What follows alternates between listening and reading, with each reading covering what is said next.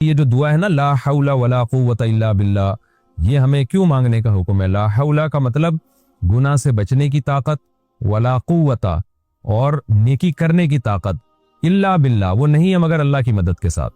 تو یہ بھی جذبہ ہمیں سکھایا گیا ہے پیغمبروں کی تعلیمات میں کہ ہم اللہ سے توفیق مانگا کریں، اور توفیق مانگ کے اللہ پہ چھوڑ نہ دیں کہ بس اللہ ہی جو کچھ کرے گا، کرنا وہی خود سے محنت کرنی ہے لیکن نسبت اللہ کی طرف کرنی ہے۔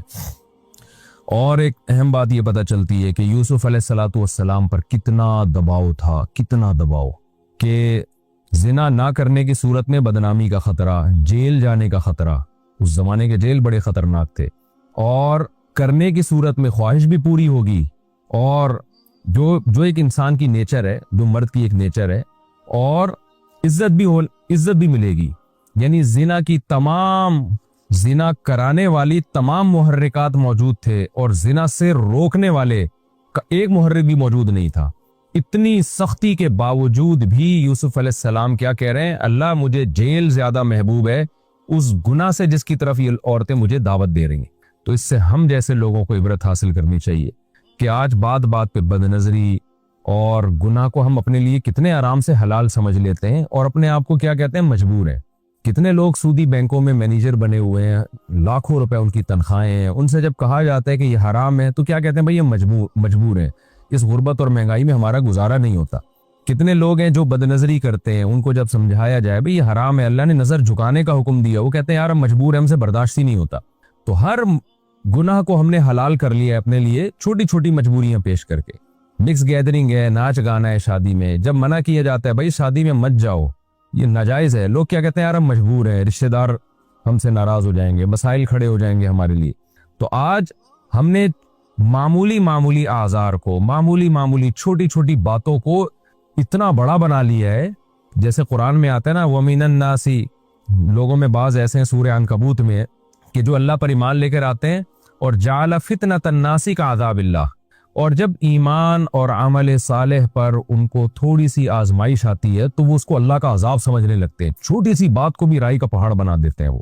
تو اس لیے ہمیں یوسف علیہ السلام کے اس واقعے سے سبق حاصل کرنا چاہیے کہ یہ ہمارے آزار عند اللہ مقبول نہیں ہے۔ یوسف علیہ السلام سے زیادہ کوئی اس وقت معذور نہیں تھا کہ جب عزت جانے کا بھی خطرہ، اور جیل جانے کا خطرہ، اور ذہنی دباؤ اتنا، اور بھرپور جوانی ہے، اور پیغمبروں میں جو اللہ نے قوت رکھی ہوتی ہے وہ والی قوت ہے، ان تمام باتوں کے بارے میں اس کے سب کے باوجود وہ کہتے ہیں اللہ مجھے جیل زیادہ محبوب ہے۔ یہی ہمارا بھی جذبہ ہونا چاہیے، اور جب ہمارا گناہ سے بچنے کا یہ والا جذبہ ہوگا تو پھر حدیث میں آتا ہے رسول اللہ صلی اللہ علیہ وسلم نے فرمایا ذاق طعم الایمان من رضی باللہ ربا وبالاسلام دینا وبمحمد صلی اللہ علیہ وسلم نبیا، وہ شخص ایمان کی مٹھاس چکھ لے گا جو اس پر راضی ہو گیا کہ میرا رب اللہ ہے، میرے پیغمبر محمد صلی اللہ علیہ وسلم ہے، اور میرا مذہب اسلام ہے، اس پہ ڈٹ جائے بس وہ کہ اب میں جو اسلام کے حکام ہے اس سے آگے پیچھے نہیں ہوں گا۔ تو آپ نے فرمایا اس کو دنیا میں اسلام کی مٹھاس محسوس ہوگی، اور جو بیچ میں لٹکا ہوا زندگی گزارتا ہے کبھی ادھر کبھی ادھر، اس کو اسلام کی مٹھاس محسوس نہیں ہوتی۔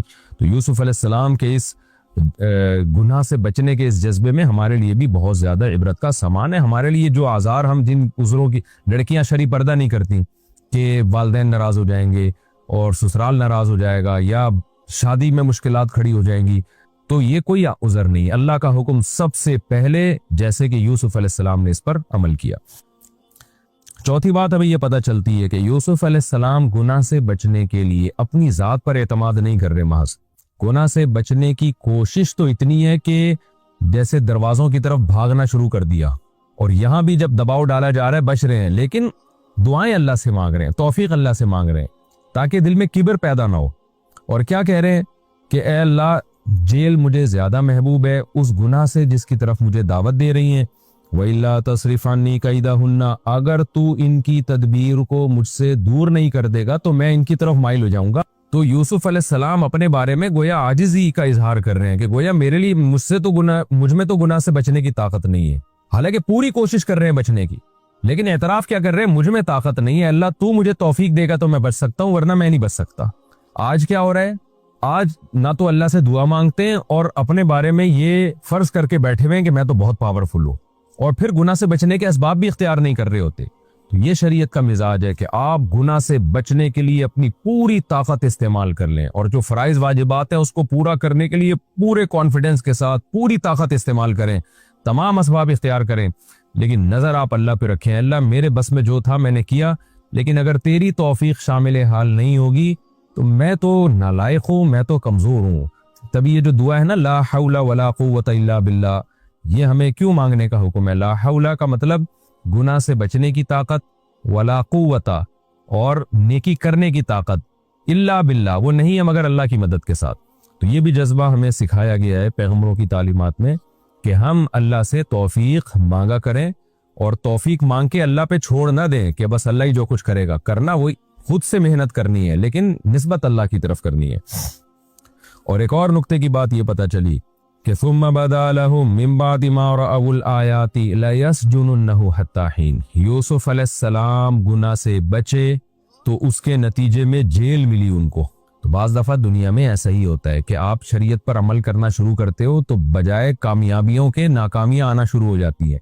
ایسے موقع پہ لوگوں کی چیخیں نکلتی ہیں کہ لو بھائی ہم تو اسلام پر آئے تھے، دین پر آئے تھے، بجائے اس کے کہ پریشانیاں ختم ہوتی، پریشانیاں تو اور بڑھنا شروع ہو گئی۔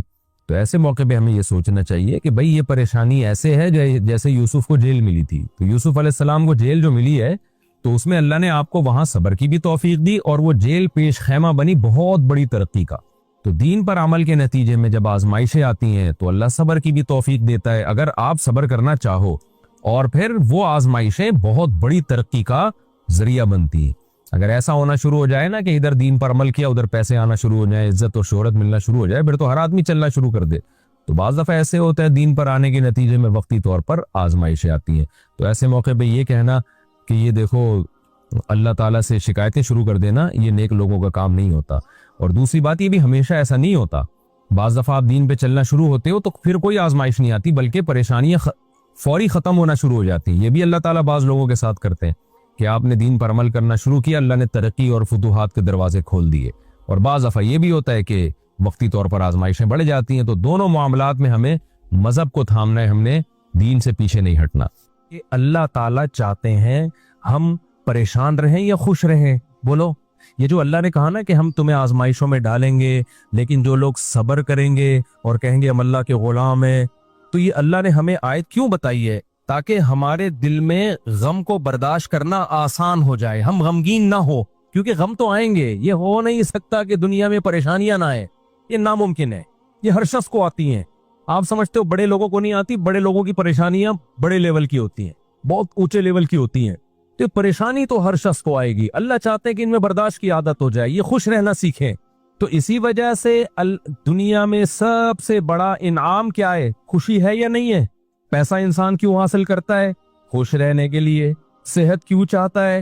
خوش رہنے کے لیے۔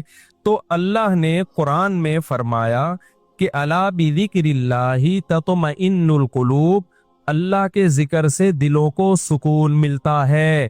اب پتہ ہے لوگ وظیفے پڑھتے ہیں پیسہ حاصل کرنے کے لیے، وظیفوں میں اللہ کا ذکر کیا جاتا ہے، حالانکہ اللہ کہہ رہے وظیفوں سے پیسہ نہیں، وظیفوں سے کیا ملے گا؟ سکون ملے گا۔ سکون کے لیے کوئی وظیفہ نہیں پڑھ رہا ہوتا۔ کمال کی بات ہے یا نہیں ہے؟ ابے بھائی صبح شام لوگ ہمارے پاس آتے ہیں، مفتی صاحب پیسے ہی نہیں ہے، بے روزگاری ہے، بل اتنا آ گیا، دل چاہ رہا ہے وہ بل بکری کو کھلا دیں، ٹھیک ہے؟ تو آپ کوئی وظیفہ بتائیں، تنخواہ بڑھ جائے ہماری، پیسے بڑھ جائیں، تو میں بتا تو دیتا ہوں حسبی اللہ و نعم الوکیل یا رزاق، یہ پڑھ لینے چاہیے۔ لیکن قرآن جو وظیفے بتا رہا ہے پیسے بڑھانے کے لیے نہیں بلکہ سکون کے لیے۔ کیا مطلب؟ غربت میں سکون مل جائے گا۔ آپ کو پیسے مل کے بھی سکون نہ ملے، اس سے بہتر وہ غریب نہیں ہے جو پیسے نہ مل کے اس کو سکون مل رہا ہو، وہ زیادہ اچھا نہیں ہے کیا؟ وہ تو زیادہ اچھا ہے بھائی۔ اس لیے اللہ فوکس دولت کو نہیں کر رہے، کس کو کر رہے فوکس؟ سکون کو فوکس کر رہے اللہ تعالیٰ۔ میں نے ایسے غریب دیکھے ہیں، ایسا دل ہنس رہا ہوتا ہے، مسکرا رہا ہوتا ہے مستیوں میں۔ اکثر میں ایک واقعہ بتاتا ہوں نا، ہمارے گھر میں مزدور آتے تھے، والد صاحب حیات تھے، انہوں نے اللہ ان کی مغفرت فرمائے، انہوں نے فرش بنوانا تھا، تو مزدور جو تھے نا صبح سے لگے ہوتے تھے اور گنگنا رہے ہوتے تھے۔ مزدوروں کے گانے بھی آپ کو پتہ ہے پرانے زمانے کے ہوتے ہیں، گنگنا رہے ہوتے تھے اور وہ لگے ہوئے ہوتے تھے نا۔ شام کے وقت جب وہ پلستر کر رہے تھے فرش میں، تو میں تھا، میری عمر ہوگی 20-22 سال، میں نے کہا یار اس فرش میں نا آپ جو ہمارے صحن کا فرش بنا رہے ہو یہ تھوڑا سا چکنا فرش ہو، یعنی بالکل جیسے ہوتا ہے نا پلین، ایسا فرش ہو، ایسا بنانا۔ तो कहने लगे अब मस्ती में है ना, शायद लाहौर के होंगे। अब उनको खेलने का मौका मिल गया मुझसे। उन्होंने कहा ये फर्श आप चाहते हो जरा चिकना प्लेन फर्श हो तो इसमें सरसों का तेल डलेगा या नारियल का बोला। तो मैं कहा यार मैं ले आता हूँ नारियल का तेल डाल दो इसमें भाई, क्या ख्याल है, थोड़ा सा क्या हो जाएगा, फिसलन पैदा हो जाए इसमें। कह रहे नहीं इसमें नारियल का तेल डलेगा। अब मैं जा रहा हूँ लेने के लिए, वो तो शुक्र है मुझे किसी ने रोक दिया, क्या कर रहा है भाई।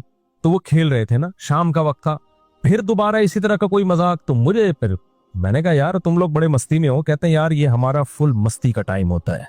वजह उसकी है, उनके अल्फाज देखो, कह रहे हम सुबह से थके हुए हैं, मगरिब की अजान होने वाली है, फ्रेश कंप्लीट करेंगे, घर जाएंगे, थके हुए हैं ना ठीक ठाक, दिहाड़ी मिलेगी, घर जाएंगे, नहाएंगे धोएंगे, मंजी पे बैठेंगे, बीवी बच्चे हमारा इंतजार कर रहे हैं, शदीद भूख में खाएंगे खाना, उसके बाद लंबे होके सो जाएंगे। कल का नहीं, दिहाड़ी आज की है, कल की नहीं है। उनको सिर्फ इसी में खुशी है, काम मिला हुआ है यार, काम मिला हुआ है।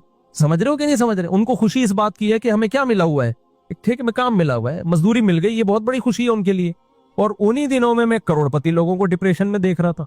तो खुशी का ताल्लुक, हकीम अख्तर साहब रहिमहुल्लाह ताला एक जुमला बड़ा अच्छा फरमाया करते थे कि बादशाह अटैक हमेशा बादशाह पे करता है, बादशाह कभी भी भंगियों को और नीचे तबके को अपना हदफ नहीं बनाता। कभी आपने किसी मुल्क के बादशाह का खिलाफ किसी बादशाह का बयान किसी जमादार के खिलाफ नहीं सुना होगा। यदि सऊदी अरब का बादशाह कहे कि पाकिस्तान में वो जो फलां जगह जो चपड़ासी है मुझे बिल्कुल पसंद नहीं है, वो कभी सुना आपने? बादशाहों का हदफ क्या होता है? वो हो सकता है अमेरिका के सदर के खिलाफ बयान दे दे, वो बड़े हाथ किसी और के खिलाफ बयान दे, अटैक भी करेंगे। अब कभी नहीं आपने सुना होगा बादशाह ने बेचारे किसी रक्षा चलाने वाले को बम से उड़वा दिया भाई इल्ला ये कि वो एजेंट हो किसी का, फिर वो रक्षे वाला है नहीं, वो है कोई और, वो कोई बड़ी फिर चीज है, वो रूप धारा हुआ है उसने। वरना ओरिजिनल कोई टमाटर वाला हो तो कभी आपने देखा कि किसी मुल्क की फौज उस टमाटर वाले पे अटैक कर रही है? ऐसा नहीं होता। हकीम अख्तर साहब रहिमहुल्लाह ताला फरमाया करते थे कि बादशाह हमेशा कब्जा किस पे करते हैं? बादशाहों पे।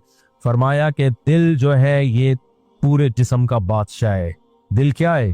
अल्लाह को जब कोई नाराज करता है, अल्लाह का जब कोई जिक्र नहीं करता, तो अल्लाह ताला उससे पैसा नहीं छीनते, ना उससे घर छीनते हैं, ना उससे उसकी जो है ना ख्वाहिशात छीनते हैं।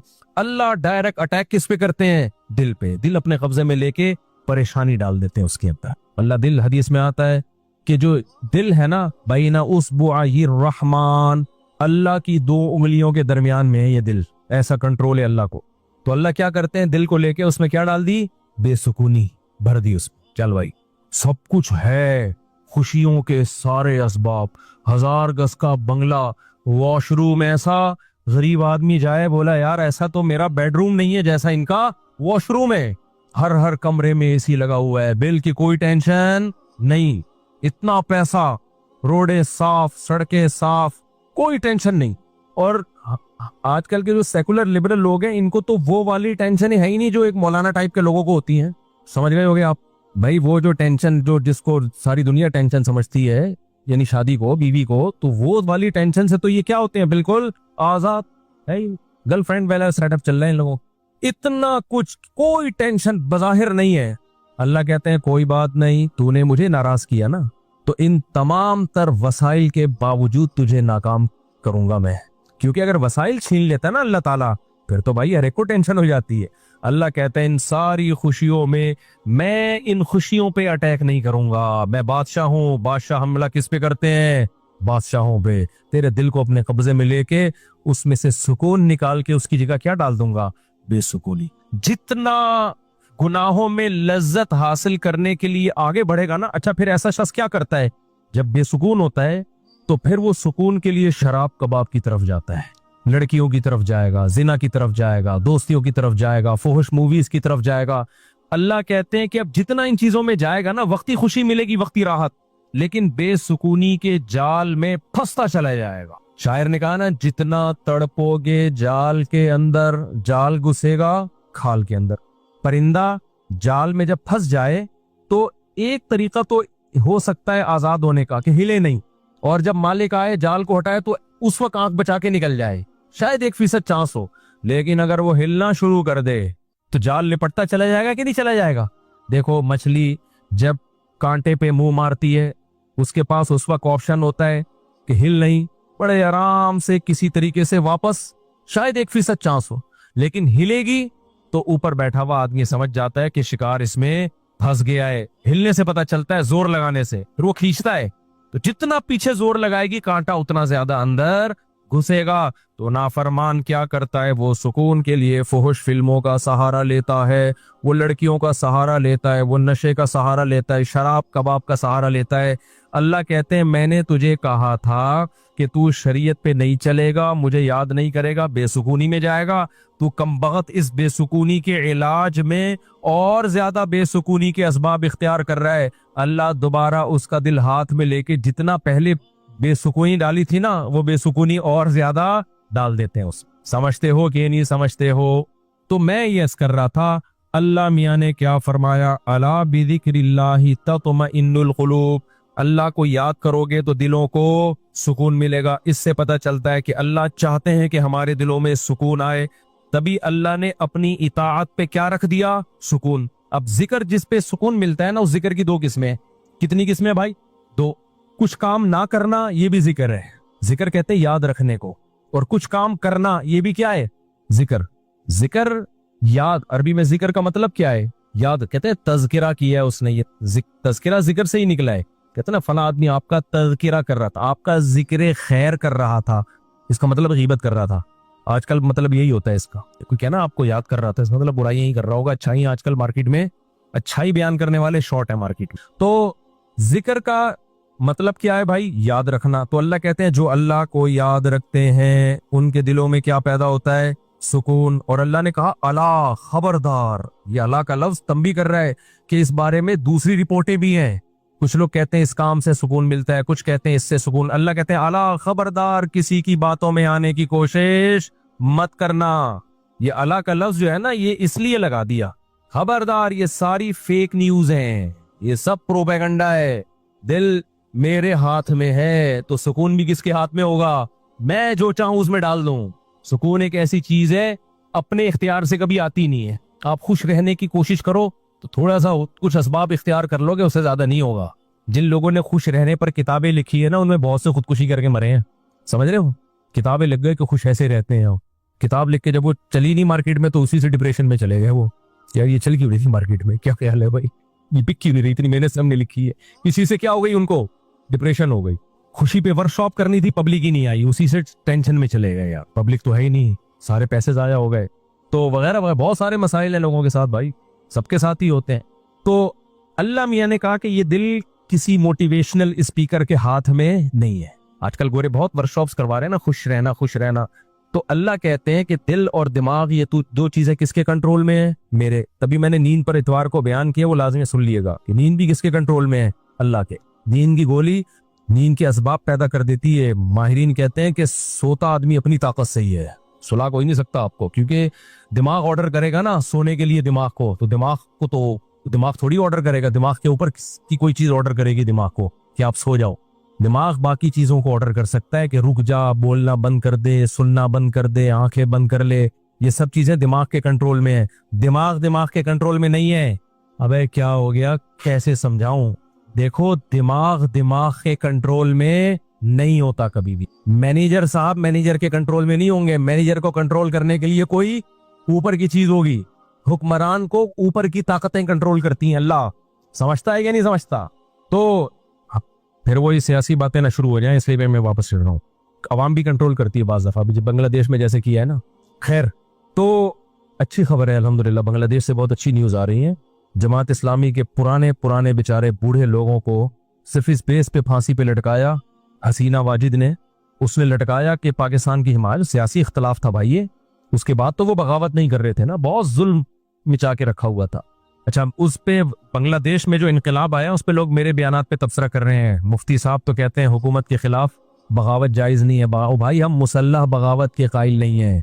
मुसल्लह तलवार लेके अवाम ने वहां मुसल्लह बगावत नहीं की है, मुसल्लह बगावत नहीं की अवाम ने, और पूरी अवाम जमा हो गई थी। आपके यहाँ तो अवाम है, अभी क्या मैं बोलूं, कराची की तो माशाल्लाह अवाम को अल्लाह हिदायत दे, ये उस जुल्म के खिलाफ नहीं धरना कर सकते जो براہ راست ان کے اوپر ہو رہا ہے. جو قتل ہو رہا ہے نا کراچی کی گلیوں میں, گٹر وٹر پہ تو بیان ہم نے چھوڑ دیے, ابھی تو قتل و غارت پر بات کرو. جس طرح سے کراچی میں ڈاکوؤں کا راج ہے, بات بات پہ 5-5 ہزار کی خاطر بندہ قتل ہو رہا ہے, کراچی کی عوام اس پہ احتجاج نہیں کر رہی. حسینہ واجد جیسی انقلاب کہاں سے لائے گی بھائی؟ اس لیے ہم کیا کریں, ہم مسلح اس کی بات کرتے ہیں, کیونکہ اگر مسلح بغاوت ہوگی پھر تو خون خرابہ ہوگا, بہت بربادی ہوگی, پھر کٹیں گے وہ, مریں گے, نتیجہ پھر غیر جو طاقتیں ہیں وہ قبضہ کر لیں گی. اس کے ہم قائل نہیں ہیں.